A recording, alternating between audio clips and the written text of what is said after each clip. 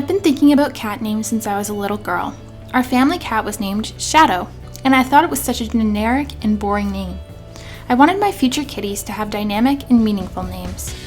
So when we got our first kitty in September of 2015, I knew I had to put lots of thought into it. As soon as we saw her picture, we started brainstorming names.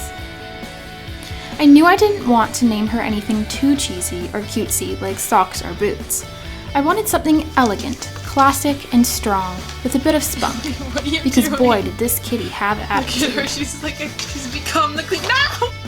We also wanted a name with a lot of nickname options. Our two top contenders that didn't make the cut were Matilda and Minerva, with the nicknames Tilly and Minnie. We finally settled on the name Eleanor, with the nickname Ellie. Eleanor of Aquitaine was a distinguished medieval woman, and the Duchess of Aquitaine. We felt like Ellie's cunning and strong nature matched up with this personality prototype perfectly. I'm also a medieval studies major, so the medieval connection added even more meaning to the name.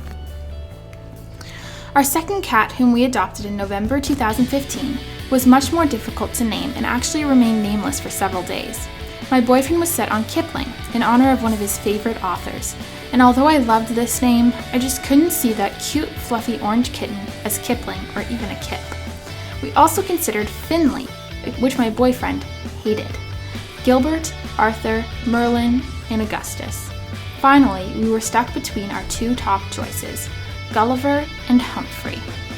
Humphrey means peaceful warrior and is one of the most adorable names ever, but in the end we decided it didn't quite fit him or bear enough meaning for our liking.